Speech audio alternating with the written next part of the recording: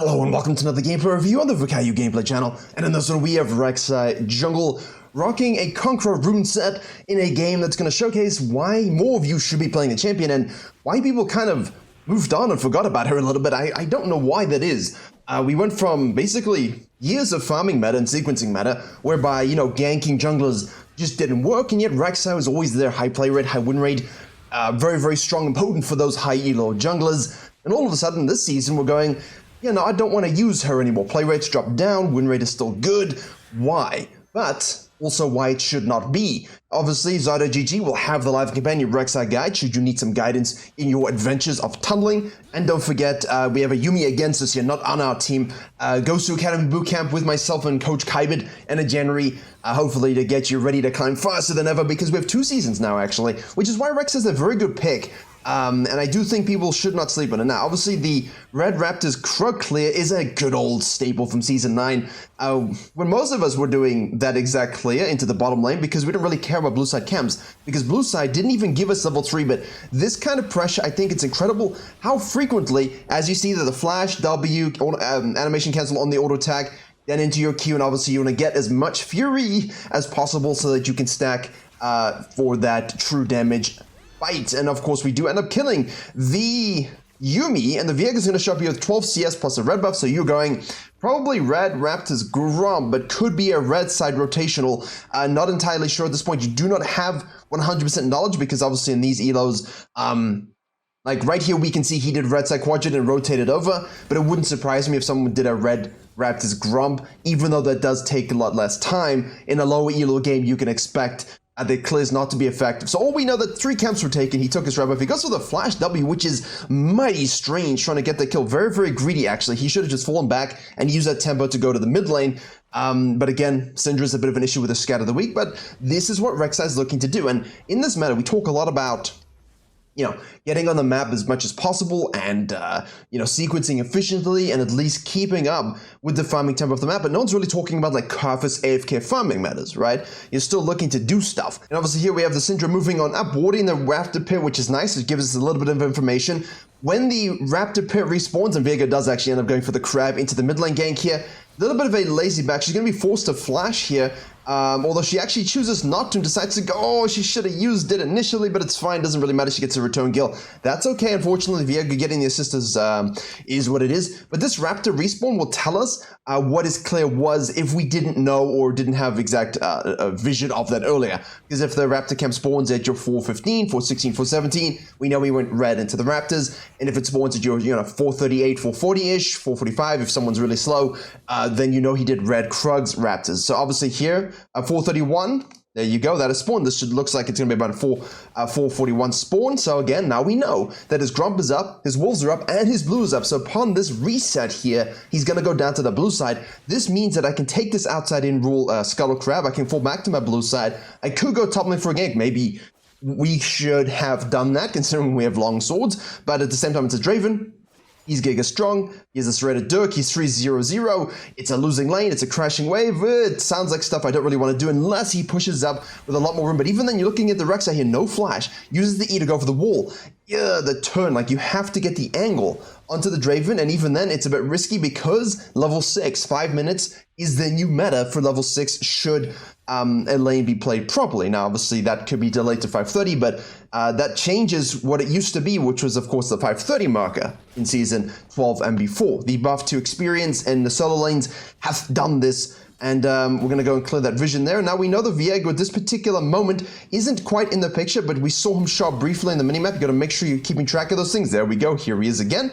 And he will gank the mid lane, forcing the flasher from the Syndra, so the fact that she saved that is super good. And now the Draven is staying. The Rex is being patient, and now we can go in and try and get this kill before he kills the Gangplank, but unfortunately Gangplank dies. And you know what? That's okay with me. It should be okay with you because we enjoy the shutdown. This is what we call generous jungling. You don't want to really tilt your GP. You can hold the wave, go back to base. This is good for him considering that none of them have TPs at the particular moment. Now, Rex is going to go back to base here. We have a bot lane doing solid work, and the Virkayu obviously has now gotten the second kill. Let's go back and look at that actually while we were having a fat chat about the top lane REK'SAI. the Syndra's just playing hyper-aggressive against the Tristana, trying to get the level 6 first, and she is able to just get the kill, but the Viego's hovering this lane and will get himself yet another kill here. She has nothing. Boom, dead. Push the wave out. And now he can move down. Go into here. Go into here. But you should know that the REK'SAI is going to reset and come to the sequence. So this is a lot of interesting stuff happening all at the same time.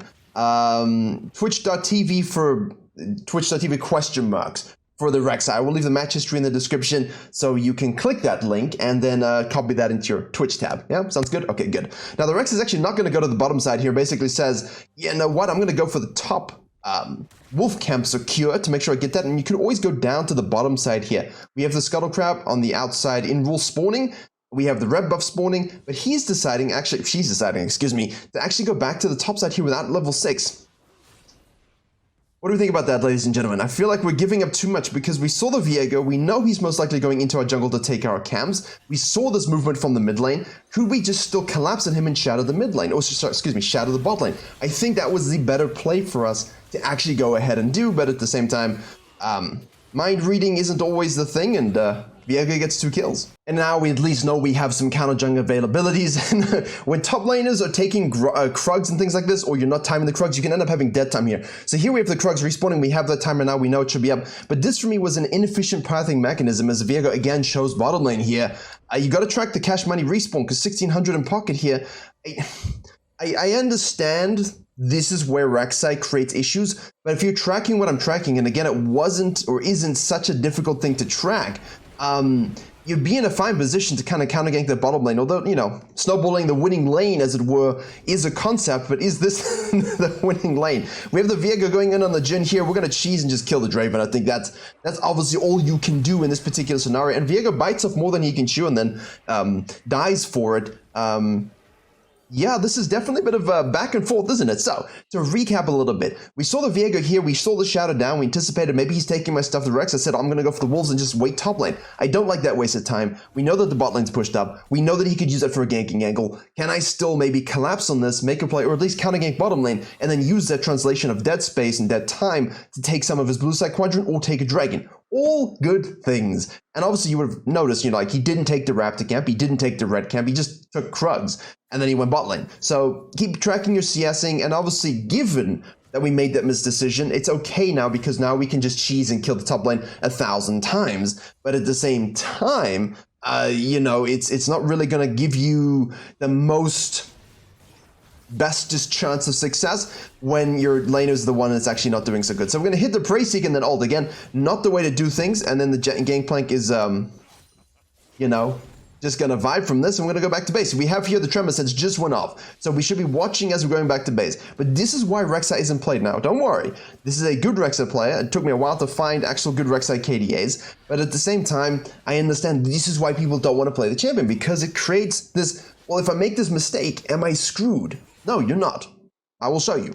Because what happens when the early game is still good, we're still 3-0-2, we still have Prowler's Claw, it's still all good stuff, right? In a game, you're not going to recognize all this minutia, all right, of things going on that you may or may not be doing very, very well or badly. And yes, I did notice, and I hope you noticed that it's Jhin support. Just so you know, maybe that's not the best lane to gank, but we're going to get the knock-up there on the Yumi. We're going to make sure we get the full Fury True Damage Bite Annihilation. And obviously we burned the flash of the Draven with our ult, so it's not entirely wasted, but it is a Yumi. We should be able to get this. Can we get one more? Yes, we can. Prowler's Claw, Flash Prowler's Claw. Thank you so much. Then we can go back into Burrow mode and maybe steal some stuff here and steal some stuff here and snack a Dragon, or we can just keep hitting towers. So, what you're learning here is that as long as you're having a high pressure style and you're picking the lanes that you can actually kill when you go for the ganks, you're gonna end up in a good situation, right? You're gonna end up in a good situation.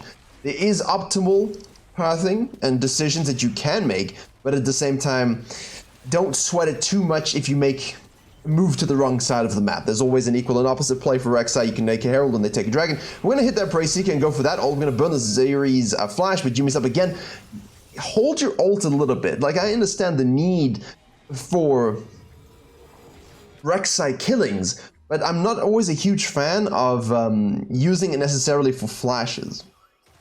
That's something we should be tracking. Nevertheless, out of base, our tunnel network begins to sprinkle into existence. Our whole bottom side quadrant is available. This is available. This crab is available. This, like, you know, we have the herald here that we could use, and now we're kind of gonna be forced to use. I would much prefer to see a bottom lane action here to the mid lane, just because we have the fallback of that scuttle, the dragon, plus our quadrant. Okay, and it gives us a lot more activity when the Viego shows up here again, when the bottom lane is now like, what do we do? And we have no tower, and then they swap. So this swap with the Herald is good for just punching down towers, right? It's absolutely good for just punching down towers, but I'm not a fan of swapping before we've managed to secure a dragon. And I think as a REK'SAI player, we'll take that kill, obviously. As a REK'SAI player, you want to ping pong those objectives. You want that total control without any worry about the game providing the enemy a comeback mechanism, i.e. through soul or secondary herald pushes and shutdowns and things of that nature. So this for me is definitely inefficient farming. The Viego is up 30 CS, but hopefully you can understand, one, the pros and cons of REK'SAI. It's just right there. That's what you look to do. 12 minutes, Praetor's Claw, you're going into your Edge of Night already, you see someone out of position, you are an assassin. Yes, you're a fighter class, but you are an assassin on the enemy jungler, and you push into the jungle. That's what we're looking to do. And obviously, that's going to be an intro, so I'm going to cut that. That's why I paused for dramatic effect. And we use this good invade pressure here in isolation kill into a top lane gank with good angular, you know, good angles. There you go. I thought that was going to sound more complicated than it was, but you just want to use that to get good angles onto the next approach. So you're definitely playing a hybrid ganking style, but I don't like it when you compromise farm to this level. And hopefully you've seen a good example of how we could have fixed up our thing just a little bit, because there's nothing wrong with going this side, using the herald here, taking this. Your bottom lane isn't going to swap, right? Well, low elo bot lanes will either swap unnecessarily like this, or they will just permanently stay bot lane, which at least gives you presence for the dragon, right? So that's the kind of stuff you got to look to make sure you have under your control. But the PvP nature of ganking, killing, flanking, stealing, taking, that's a thumbs up play. That's what we enjoy, no lazy backs. But again, we are giving up the fact that most likely here we're going to lose this. He's going to go in our jungle. I don't like that we're down.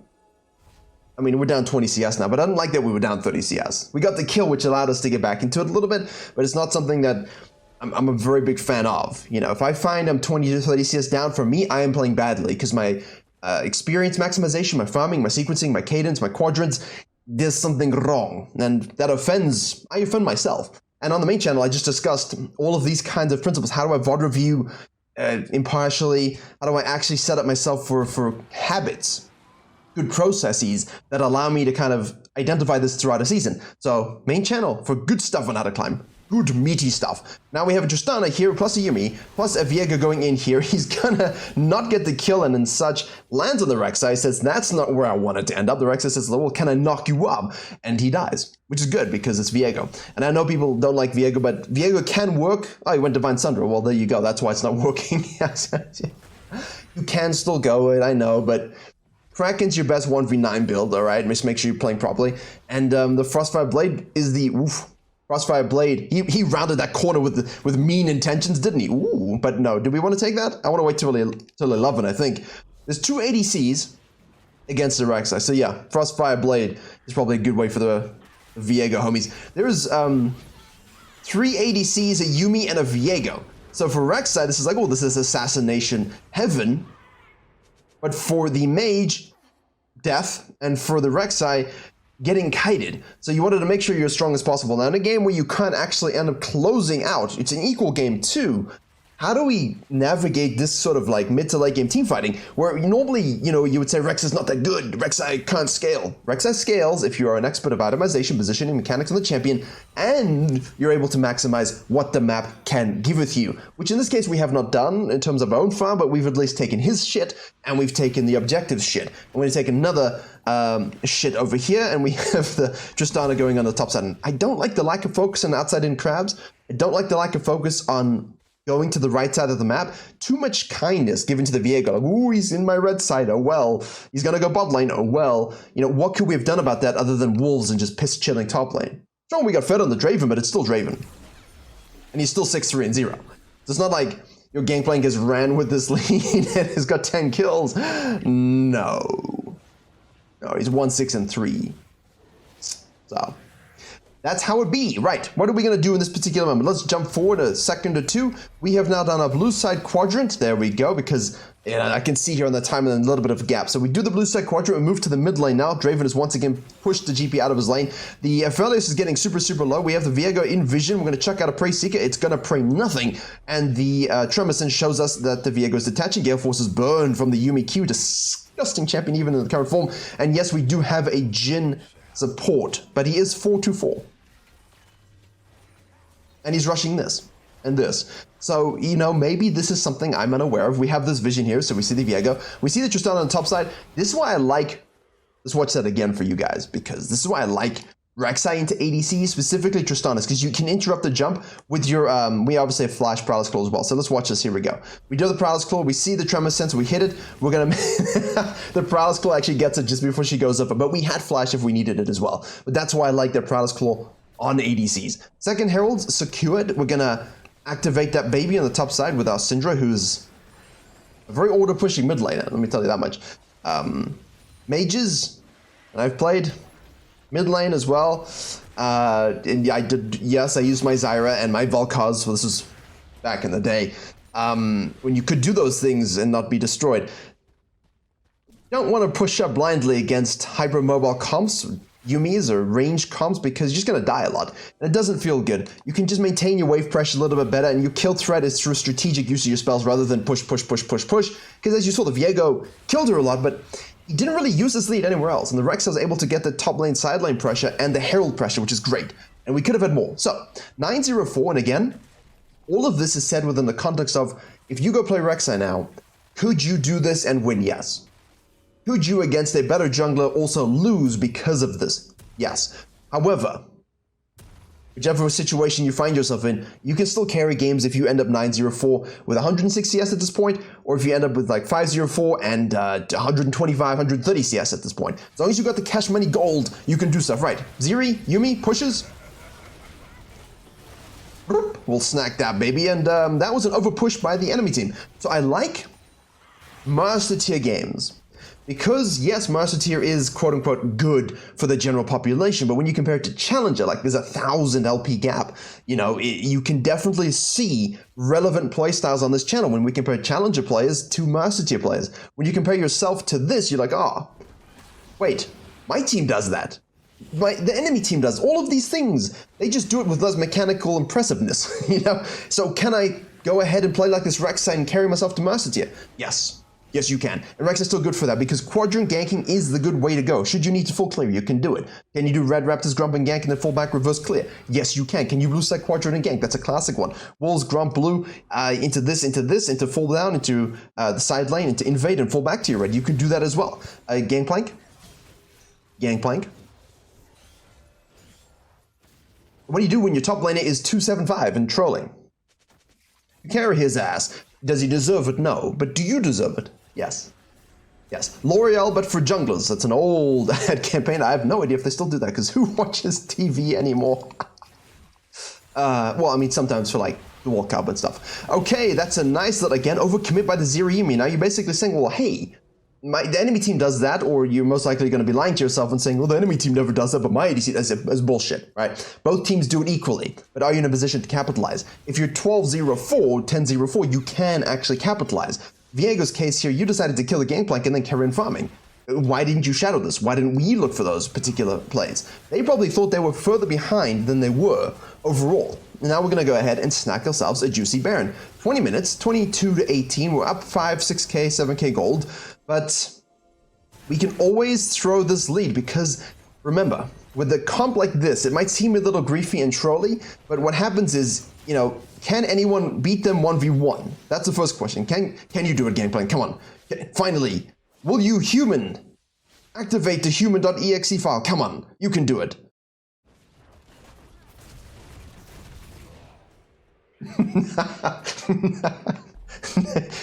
No. No. no, he didn't do that at all. All right then. So we are able to snack a Baron from the overcommittal pushing of an ADC and a Yuumi. And again, over pushing is something that is a blight on this game, and I don't know why it happens. It's a brain issue for sure. And yes, it does happen in Challenger 2 all the time. Someone split push is trending me, but like, guys, and you know, your team just isn't in a position to go parallel. And it is ruler too, so we can't really say anything about actual player skill in this particular moment. We can just say he's not mentally focusing properly, which again makes sense. So we have here because it's solo queue in the preseason, and but it also represents a lot of what you guys can do in your own games. So the Virkayu is spotted on a plant. We're level 14. Where am I looking? Oof. Do we want to try this? Yes, we do, because we're in a Prowler's Claw, but we're not able to get it. And yes, we went Must Stumper. Remember, the Must Stumper is what we want in REK'SAI. Please, Must Stumper, Must Stumper, Must Stumper. It's still good. It's still useful. It's still what you want to use. I accidentally hit the keyboard. I apologize. We are now Prowler's Claw, Edge of Night, Serpent's Fang, and we're going for the GA, because the GA, when you're fed at this particular point, is the thing that's going to save you. One flash, one dash, one Yuumi ult. You're going to be in a rough situation, right? You're going to be unable to gap close and actually use your lead. And then they kill you. And then they are ADCs and they can just shove towers really quickly. Which is what I was getting at earlier. Again, I go on tangents. But it is. I digress. Now, no. See? This is the randomness, although this is self-inflicted randomness. That's self-inflicted randomness. That's taking it too far, my friends. Too far. And now we die. And now we've lost our stopwatch. And obviously we have to wait to finish our GA. So that is not so good. Don't do that. If they all go up, and the whole team is being pushed out of the mid lane, push the hell out of mid lane, right? Once you get this, just go mid lane, push it. Watch the vision to see if they come back and join you. Push up and cut them off. Wait for them to come to you. Don't go chasing down a river where no one can follow. Specifically in this comp as well, because we also have, what? 2 ADCs, a Syndra, and a GP. Who's following us? We don't actually have a support. We're just full of damage and a few roots and stuns and things like this. So do this. Use Jin traps and stuns to play off of that. Once you push them up here, then we can shove this. Once they collapse here, you can collapse down here, take all of this, kill the Draven, fall back to the Dragon. If you need more cash money, finish this, go up, and then back to the base, and then back to the Baron, right? That would have been a nice sequence. And now because we died, we give shutdowns, we lose our stopwatch, we don't have GA for the next particular fight. So that randomness that happens, we saw Tremor Sense there, randomness that happens needs to be from them making a play, not you making a play for them. I almost tongue-tied myself again. Right, we're going to snack away that from the Tremor Sense and say, no, that's my blue buff, I want it. The Ziri and the Yuumi, again, Ziri is back, unfortunately. Still hate the champion. Oh, that is not good pathing. Well done, REK'SAI. Good patience, good observation. Over the wall we go. Yuumi is now dead. As the dragon spawns. That's good. Good pickings again. But what is Viego doing? Is he just piss farming? I don't see him shadowing. I don't see him shoving anything. I don't see him doing anything at all other than wandering around the jungle. I mean, it's such a wasted opportunity when you had a Ziri and a Yuumi, doing pretty well here. Now we have in the back. Oh, he's flanking, killing the support gen. I mean, good job. Now you're dead. That was a lot of damage, by the way, and that's why REK'SAI is good, because that flanking angle with the tunnel, the Prowler's Claw, the flash, the knock-up, the auto-attack cancel, the true damage E-bite, the Prey Seeker, the ult, everything is so good and powerful and potent that you can control fights with these strategic picks. And when it comes to actual team fighting, like a 5v5, just, play properly. Don't run into 5 people like she did earlier, referencing the streamer rather than the the champion. Look for the flankings and the disruption, peel a little bit, play it intelligently, right? I will be continuing my sequence on fighters, tanks, and assassins on the main channel, but obviously it takes time to make, and it's not always as well received as I would want. So yeah. Okay. Finally, back to base here. Snack that dragon. Let's jump forth. Okay, that's a weird animation. We've all grouped on the Baron pit because that's the next objective. But the enemy team just lacks the siege. Okay, so Viego's in the back line here. He's a bit out of position. We burn the cleanse. We have the GP ult hitting nothing. Again, human.exe is not working. But then he goes back in for some particular reason, tries to get the kill. Unavailable, isn't able to do so. REK'SAI is now killing the Ziri on the back line here. Tristana resets, jumps in. We get the knockout. And we will, well, ult nothing at this particular stage because she dies. So we will get the refund cooldown, which is juicy, juicy, fresh. Gangplank, can you now do something? Let's have a look. living top laners in their natural habitat. That's very, very representative of top lane mental, I think, at this particular stage. Anyone surprised by what's happening between the Draven and the Gangplank? I don't think so, not me. But yeah, cut the wave, push the wave, stop the back. You can kill him easily. We do have the ult available as well. Ooh, can we go with him? Go with him. Man, I wanted to see the fun. I wanted to see the fun. If we could have timed that perfectly.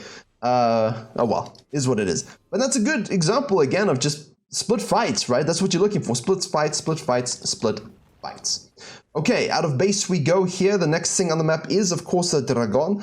The fact of the matter is we could be looking at a soul point, but we just didn't do the dragon. We just didn't think about that kind of map tempo and farming cadence and quadrant setup for dragons and things like that. And in the end, this is what you want right now, right? Like, you want to have the soul spawning with control, with an inhib down on the bottom side, so you can fall back to the Baron as well. You want to just make sure you have control. We're using our smite here onto the Prowler's Claw, into the knock him, into the auto cancel, into the spinny, spinny, spinny E-bite, which is great. The Viego has killed our support Jhin. Although, I mean, 6-5-13. Like, you know, he's 112 vision score because of his plants and his wards, and like, it's not so bad. Ambor Glaive, like, it's at least a functioning support, doing supportive things. He just happens to do damage. I mean, I play Zyra, so I can't really complain about the I mean, as long as he's doing actual damage, if he's getting roots and he's using his ult and he has vision control, there you go, right? The GP is not doing, he's like, okay, I'm gonna just split for a little bit. So let's go ahead and do this in the meantime. We have here the Zeri going in for some particular reason. Why? Like, he really, it's just, she really wants to go in here, but that's the problem. Could he just used her ult, no? But again, that hesitancy was much better. And because we had the GA, we were able to survive and live again. And that's why you want the GA in this particular case when you're trying to scale into the late game here. If you have more control, you could definitely justify other itemization, but at the same time, GA obviously gives you that stasis, survivability, armor, and invaluable things. You could go Black Cleaver afterwards, I think, just for HP and stickiness and armor shred, which allows you to do a bit of true damage to these squishy people on the other side. What do we have in the pocket now? 20,300, 2,400. So Dragon is spawning. I can't imagine we have anything too juicy to buy. Might as well just go Warden's Mail. Yeah, Warden's Mail and a pot, an elixir of iron, and then we can go ahead and do the dragon should we need, or we can just group and end. So let's have a look to see what happens here. Don't be stuck on the dragon if your team's looking to fight here. Yeah, see, like, don't, because your team can just win and end the game. Gangplank kills Viego. Jhin opens up. Yeah, I see. This is what I like to call, I carried you all the whole game. Can you take me across the finish line? And when they do that, it's always the good stuff. I always love it when you carry the whole game and finally you're like, okay, let me go ahead and do the dragon, but your team makes a pick, they make a second pick, you just join them and you win. You're like, finally, good job, guys. Nice team, nice team effort. I do the 99%, I give you the 1% so you feel like you did something. So there you go. Definitely some pros and cons in terms of how REK'SAI can and is used in the current meta. How you have to think about the game definitely shifts a little bit compared to other junglers, but big takeaway here is if you optimize your experience a little better, focus at objective ping pong a little bit better, and then obviously make sure you're having highly successful ganks using a multitude of angles, using your flash, using your tunnels, using your auto cancel on the Q to get that true damage bite as soon as possible. Don't forget the Prey Seeker in base form that stacks a Fury as well. Should have no problem winning games.